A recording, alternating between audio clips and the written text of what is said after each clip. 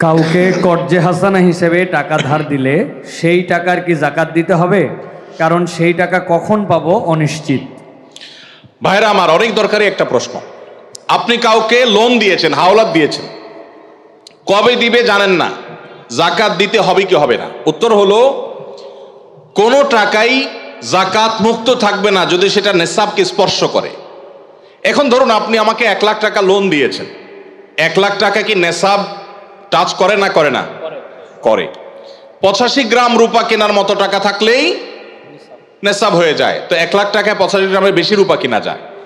অতএব এটা নেসাব, নেসাবের মধ্যে যেহেতু আছে, অতএব এই 1,00,000-এর জাকাত কাউকে না কাউকে দিতে হবে। এখন টাকাটা আমি লোন নিয়েছি আর উনি আমাকে লোন দিয়েছেন। এখন যদি বলেন যে আমার জাকাত দিতে হবে, তো আমি তো টাকার মালিকই না, টাকা তো ওনার। তো এই জন্য যিনি লোন দিবেন জাকাত তিনি দিবেন। এখন একটা প্রশ্ন হয়, ভাই এটা কোনো কথা হইল? বেচারা টাকা লোন দিছে, হাওলাত দিছে সওয়াবের আশা, আবার তার জাকাতও তার দেওয়া লাগবে, কেমন কথা? উত্তর হলো, ইমানদার লোন দিলে সওয়াব আছে না নাই? কিরকম সওয়াব ধারণা আছে? কে বলতে পারেন লোনের সওয়াব কি? কি সওয়াব বলেন তো? মাশাআল্লাহ মাশাআল্লাহ, এলাকায় মানুষ দেখা যায় বেশ কোরআন হাদিসের ইলম রাখেন। কোন কোন ক্ষেত্রে লোন বা হাওলাত দিলে দান করলে যে পরিমাণ সওয়াব হয় তার চাইতে বেশি সওয়াব হয়। এখন একটা প্রশ্ন ওঠে, এটা আবার কেমনে? দান করে দেওয়া মানে তো একসাথে দিয়ে দেওয়া, লোন দেওয়া মানে তো দিলাম আবার নেওয়ার জন্য, তো সওয়াব আবার বেশি কিভাবে হয়? সেটার ব্যাখ্যা হলো, ধরেন ওনাকে আমি 10 টাকা দান করলাম, ওনার দান দরকার, কিন্তু ওনার দানটা কেন দরকার? উনি এই 10 টাকা দিয়ে একটা কলা খাবে, যেটা আসলে তার এমন কোনো আহামরি প্রয়োজন নাই, এটা না খাইলেও তার চলে, পেট ভরা আছে। একটা কলা খাইতে মন চাইছে, টাকা নাই, আমি 10 টাকা তারে সাদাকা করলাম, দান করলাম। এই দানের চাইতে ওনার দরকার হলো লোন, এমন লোন যে লোন দিয়া তার জীবন রক্ষা হবে, কঠিন কোনো কাজ হবে। এখানে এই দানের চাইতে এই লোন দিলে সেটা সওয়াব আল্লাহর কাছে বেশি হবে। আরো বিভিন্ন ব্যাখ্যা হাদিসের আছে। এই জন্য ভাইরা, লোন যে দিবে সে তো সওয়াব পাবে, বিধায় জাকাত দেওয়ার কারণে তার যে টাকা কমতেছে এতে তার হারাবার কিচ্ছু নাই, এই জন্য তাকেই জাকাত দিয়ে যেতে হবে। এখন কথা হলো, পাওয়ার সম্ভাবনা নাই। যদি এমন হয় যে পাওয়ার সম্ভাবনা, তাহলে জাকাত আপনাকে এখন দিতে হবে না, একসাথে পাইলে যে বছরে জাকাত দেন না সেগুলো দিতে হবে। আর যদি কখনো না পান তাহলে না দিলে কোনো গুনাহ হবে না। জি। একজন রোজাদারের জন্য রমজানের প্রতিটি দিনের আমলের রুটিন কি হবে? কিভাবে সে তার রোজা কাটাবে?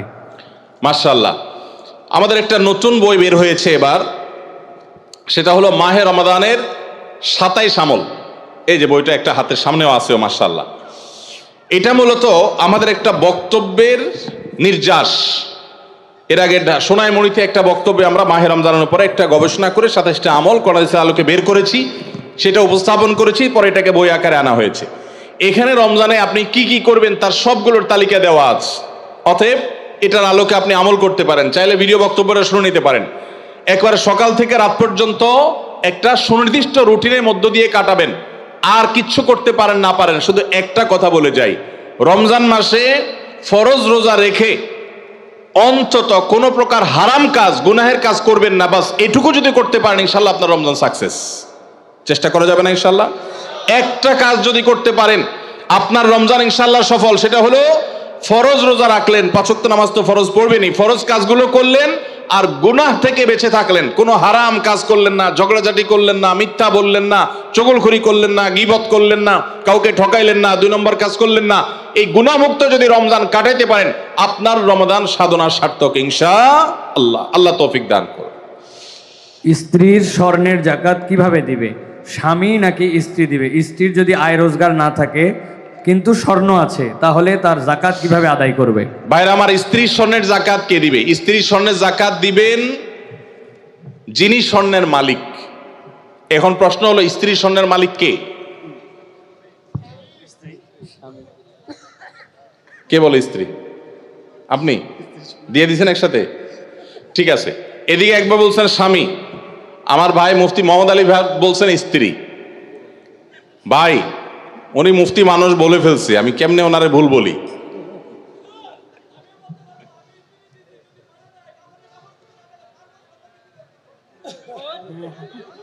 মাশাআল্লাহ মাশাআল্লাহ, আমার পক্ষে লোক আছে।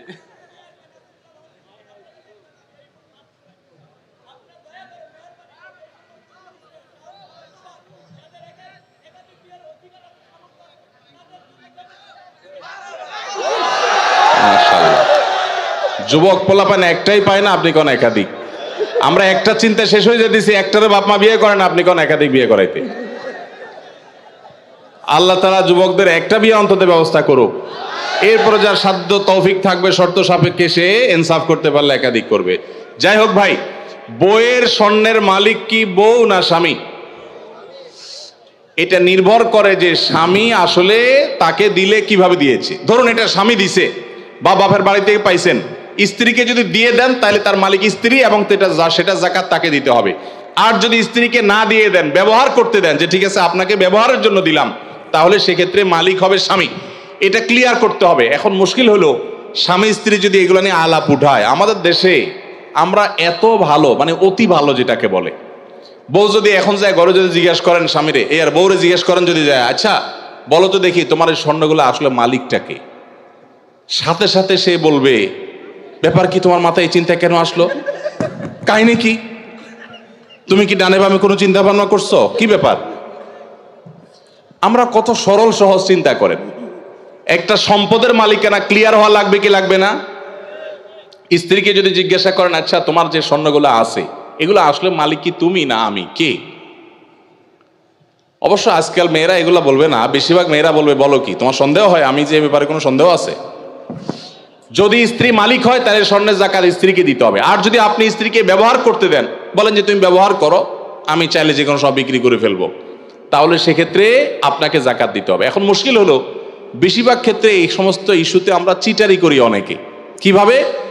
স্ত্রীকে দিছে, তার ধান্দা আছে বিদেশে যাওয়া লাগলে ভিসা পাওয়া গেলে বিক্রি করে দিবে, ওইটা বললে তো বউ খেপে যাবে, এই জন্য ডাইরেক্ট কিছু বলে না, পাম্পটে দিয়ে হুদাই মিশা কথা বলে তারে খুশি করে, আবার যখন দরকার হয় তখন যা বিক্রি করে ফেলে, আছে না নাই? তো এই দুই নাম্বারই করা চলবে না, ক্রিস্টাল ক্লিয়ার হতে হবে। আরবিতে একটা প্রবাদ আছে, তাআমালু কালা জানিব ওয়া তাআশারু কালা কারিব। আর্থিক লেনদেন হবে অচেনা মানুষের মতো, আর সাধারণ আচার আচরণ হবে সবার সাথে চেনা মানুষের মতো। এই জন্য ক্লিয়ার করবেন। এখন প্রশ্ন হলো, স্ত্রী যদি স্বর্ণর মালিক হয় উনি কোত্থেকে যাকাত দিবেন, তার তো উপার্জন নাই। উত্তর হলো তিনি প্রয়োজনে স্বামীর থেকে নিয়ে দিবেন। স্বামীকে রিকোয়েস্ট করে বলবেন তুমি আমারটা আদায় করো, যে কোনো ভাবে করবেন, বা স্বর্ণের কোনো একটা অংশ সেল করবেন, কোনো না কোনো ভাবে তাকে যাকাত আদায় করতে হবে। স্বর্ণের মালিক মানে তিনি ধনী, অতএব প্রয়োজনে স্বর্ণর কিছু অংশ বিক্রি করে হলেও তাকে যাকাত দিতে হবে। তবে স্বামী যদি আদায় করে যাকাত আদায় হয়ে যাবে, স্ত্রী যদি সেটা জানে যে উনি আদায় করছেন। জি। রমাদানে কখন দোয়া করলে দোয়া কবুল হয়? রমাদানে কি দোয়া কবুলের আলাদা কোনো সময় আছে কিনা?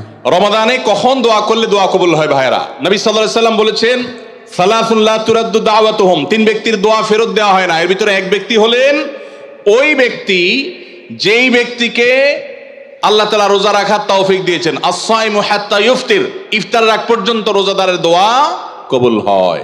কিন্তু স্পেশালি ইফতারের আগের টাইমটা দোয়া কবুল হয়, যে টাইমে আমরা ছোলা মুড়ি মিশানোতে ব্যস্ত থাকি, ওই টাইমটাতে দোয়া কবুল হয়। এই জন্য ছোলা মুড়ি যা মেশানো দরকার আগে আগে মিশায়া সূর্য ডুবার আগে 10-15টা মিনিট মনোযোগ দিয়ে দোয়া করবেন ইনশাআল্লাহ। রমাদানে কিভাবে আল্লাহর কাছ থেকে ক্ষমা পাবো? গুনাহ মাফের সবচেয়ে বড় মাধ্যম কি?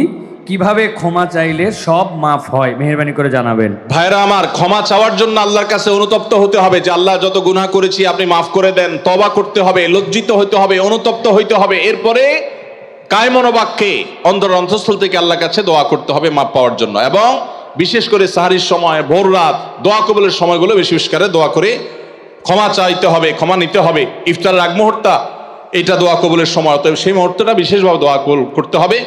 দোয়া কবুলের যে শর্তগুলো আছে, হালাল উপার্জন, কায়মনোবাক্যে দোয়া করা, মনোযোগের সাথে দোয়া করা, চোখের পানি ফেলে দোয়া করা, সেগুলো করলে আশা করা যায় আল্লাহ তাআলা ক্ষমার দোয়াও কবুল করবেন।